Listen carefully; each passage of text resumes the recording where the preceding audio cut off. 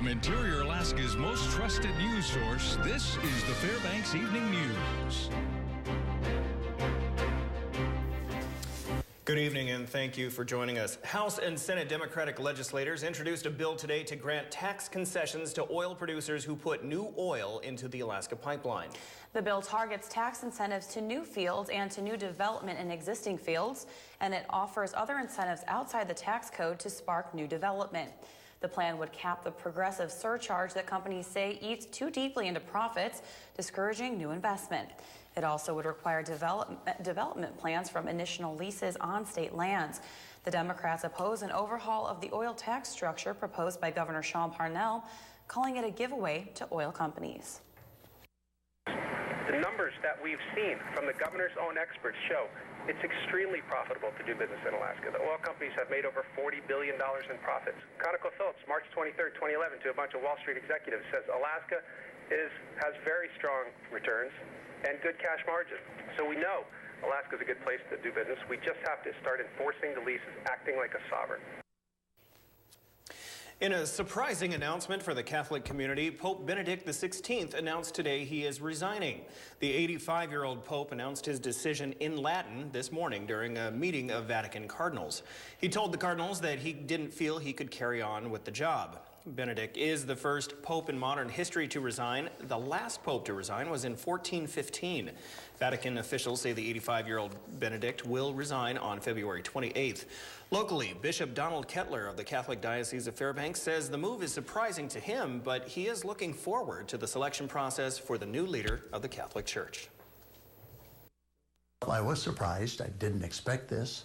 But on the other hand, the next word that would come to my mind is just an appreciation for somebody who recognizes the fact that his health is failing, that he can't do all that he is supposed to do and wants to do anymore, that he would say, you know, let's find a replacement for me. And I think that's just, so it's appreciation for what he has been and what he continues to do.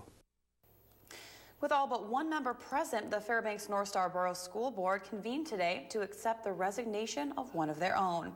Last week, Board Vice President Sharon McConnell announced she was resigning due to anticipated absences in the upcoming year. McConnell stated she did not believe it was fair to the board to remain a member and not to be able to fully participate. Today, the remaining members officially accepted the resignation and put wheels in motion to find a replacement for Seat G. The position will be advertised immediately, and applications will be accepted until February 25th.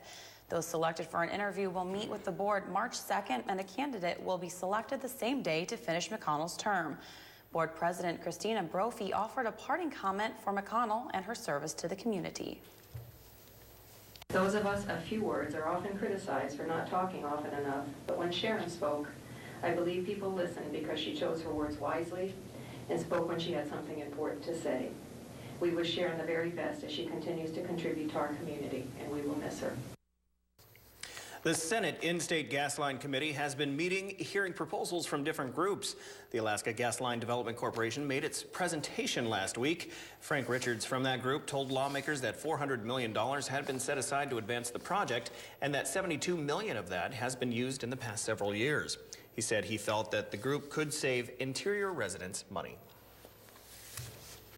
We are available, and we think that we can provide a long-term natural gas supply for Alaskans in the fairly near term, within by the end of this decade.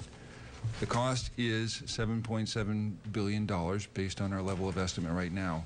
That is a mega project, a 36-inch pipe flowing 500 million cubic feet. So what do you think about this weather, Daryl? I think it's just perfectly appropriate for the middle of March.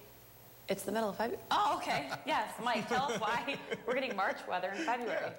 You're right, Daryl. These temperatures would look, for some of you look at March, a great weekend, almost 30 degrees, both Saturday and Sunday, and a little bit of light snow. In fact, our latest radar, as we zoom in on the area, is showing that we are looking at some very light snow showers moving through.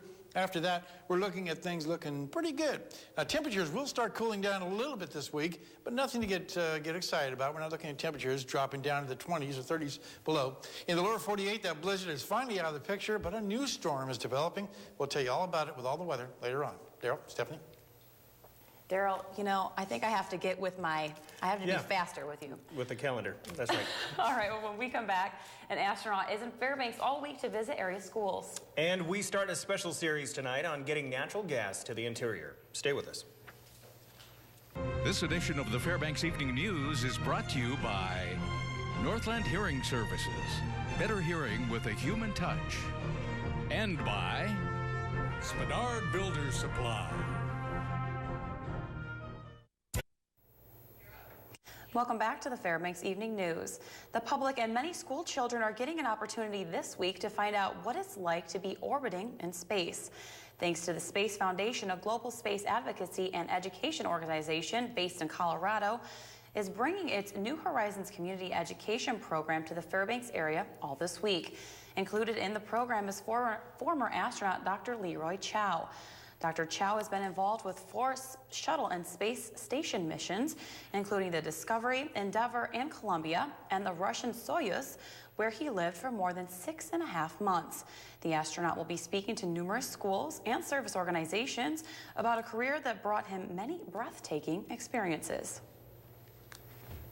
I think that, you know, the very first time I got into space, it was, you know, being an astronaut was something that I'd wanted to do since I was an 8-year-old kid watching the Apollo 11 moon landing. So I think the very first one had the biggest impact, you know, just not knowing what to expect and kind of fulfilling that boyhood dream. And then looking back at the Earth the first time and just seeing how beautiful it was kind of overwhelming. The NASA astronaut will speak to the public Wednesday at the Noel Wien Library from 7 p.m. to 8 p.m. and again on Friday at the Noel Wien Library from 4 p.m. to 5 p.m. Alaska's U.S. Senator, Republican Senator Lisa Murkowski and Democrat Senator Mark Begich will be those among getting an account this week of how impending across-the-board budget cuts will affect the nation. Now, the Senate Appropriations Committee will meet Thursday to hear about the massive congressionally mandated budget cutting.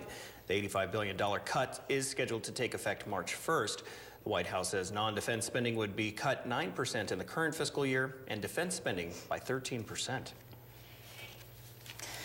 The Alaska Board of Game will be meeting this week in Wasilla to discuss dozens of proposals to change hunting regulations. About 80 proposals for the Southwest region are up for discussion. Among them are predator control and substance, 2 issues that normally get a lot of public attention. The board will be meeting at the Best Western in Wasilla.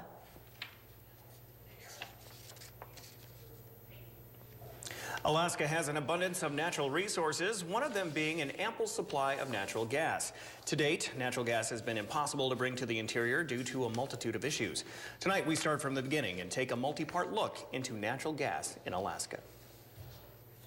It wasn't just oil discovered in the North Slope in 1968. Oil and gas were both found in abundance, but only one found its way to market. Oil. It's used to heat our homes and used in our machinery. Natural gas is simply pumped back into the ground after oil is recovered. Alaskans use oil for everything in the form of diesel fuel. Most of us use diesel fuel. Diesel fuel has been, in my opinion, had this community captured for the last 40 years. As the cost of oil continues to rise and production diminish, Alaskans need an energy solution. Enter natural gas. Problem, how to get gas to those who need it most. We know it's available on the North Slope, but there really is no distribution today from the North Slope, to any other place in Alaska other than the North Slope. And then, we also know it's available in Cook Inlet. But the problem, that we hear with Cook Inlet is they're running out of gas supply, even to supply their current demand, in Anchorage and the other Cook Inlet communities. To get natural gas from point A to point B, there are really just 2 solutions. Create a gas pipeline, small or large diameter. A gas pipeline is ideal. However, there are as many different projects out there as there are minutes in an hour. Short-term solution, truck natural gas. But to do that, you have to convert gas from its natural state. If the project is put together right, we can cut our energy cost in half, and we can get gas to almost 86%, pipe gas to almost 86% of the Fairbanks community. And that really is the goal, and it should be our community goal, and we should just focus on that. You hear, people talk about should it be supply, should it be distribution, but if you just stop and say, wait a minute, why don't we just focus on our goal? The goal is affordable gas to the maximum number of people in the shortest period of time. In the next report, an overview of the many natural gas projects and ideas to get gas to the interior. Okay, Joe Cook joining us now. What's going on today? A busy weekend for sports. Yeah, busy weekend, even a busier day today. It was a big day in sports. We have some big news in the weekend recap, but bigger news early this morning as the 30th Yukon Quest has a winner. Also, the Nanox men's basketball team does something they haven't done since 2005. Wow. What is it? Find out. It's coming up in sports.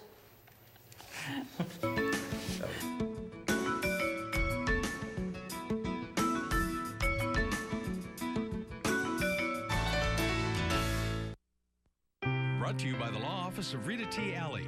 Peace of mind through professional legal services.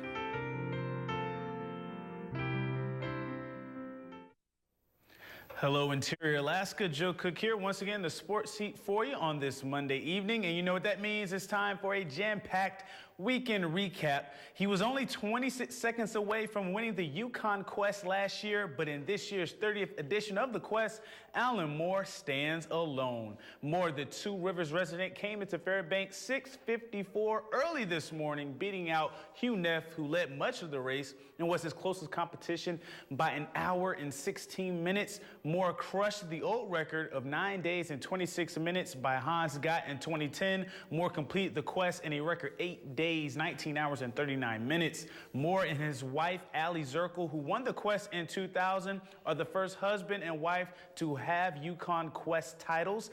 Third time is the charm for Moore, who was finally in the winner's circle. It feels great. You know, it's something you strive for all year long. It's kind of like a basketball championship or a football championship. That's what you go for all year long. You're preparing for. I think what swung it in my favor was in Circle when he stayed 3 hours maybe. We just done a long run. He didn't stay very long. I was sleeping, so he just snuck out and thought he would go almost 75 miles to Central. And it made his dogs really tired. Because when I left, I made up an hour and a half on him on that run because his dogs were tired and mine weren't. So I think that was a pivotal point. And last year's defending champion Hugh Neff took second place. He set another fast record with an 8-day, 20-hour, and 55-minute race. Neff set the tone for the Quest, getting out far ahead of the field and was the first to Dawson, but Alan Moore was always close by, and Moore, as mentioned earlier, took over at Circle. Since 2007, Neff has finished in the top 10, except for 2011 when he withdrew. This was Neff's 13th Yukon Quest, but it will be the last for his beloved dog, Walter. Walter has 9,000 miles on him, and this was his last Yukon Quest run, well-deserved. Neff talked about this year's Quest. We would have been happy top 5, so to have a chance even to come in here and push, for the win was sort of mind-numbing, but I knew the whole time that Alan was, the guy to beat, and he obviously proved his worth, and congrats to Alan. And Neff went on to say that Moore is like the Jay-Z of dog mushing, and that's a compliment there. Now, in the state hockey tournament this weekend, it was bittersweet for the interior teams. The bitter was for West Valley. They were beaten by Diamond in the first round, 7-1, and then lost to Soldotna 5-4 in their second game. For the sweet, the Malamutes finished their season strong with a 4th-place finish, beating Soldotna 3-0.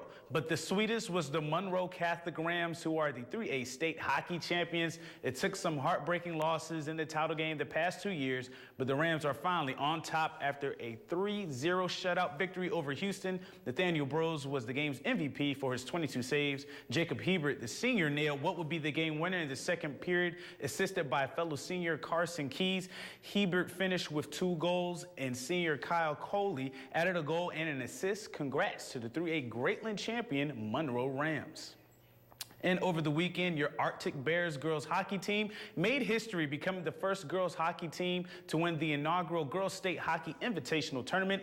It wasn't easy. The Bears faced Diamond West in the title game and trailed just 13 seconds into the game, but senior Janelle Pasco of North Pole tied things up, and Pasco would break a 2-2 tie in the second period, and the Bears would take a 5-2 lead going into the third, and they will hold off a rally from Diamond West, for the victory. 6-4 the final, with Pasco and Erica Martin, West Valley senior, leading the Bears with 2 goals each. Junior Peyton Lake of Fairbanks Best added 2 assists as well. Darcy Peter and Carly Voden, the other 2 seniors, will go out on top. The Bears went undefeated, 23-0-1. Congratulations to the Arctic Bears, the first girls hockey invitational state champion. And after the success of this invitational tournament, the hope is that the ASAA will recognize girls hockey as an official state championship as early as next season. Now, the Natick men's basketball team got a well-deserved win over the weekend to keep their chances of a berth in the GNAT playoffs solid. It took overtime to do it, but the Natick got a 68-67 win over a confident St. Martin's team. The win was the first at St. Martin's since 2005. Leading the way was this week's Red Line co-player of the week, Sergei Putsar, with his 21 points. The Natick had a 6-point lead with a few minutes left in regulation, but couldn't hit a shot as St. Martin's forced overtime. Putsar scored all of UAF's 10 points in overtime in the win.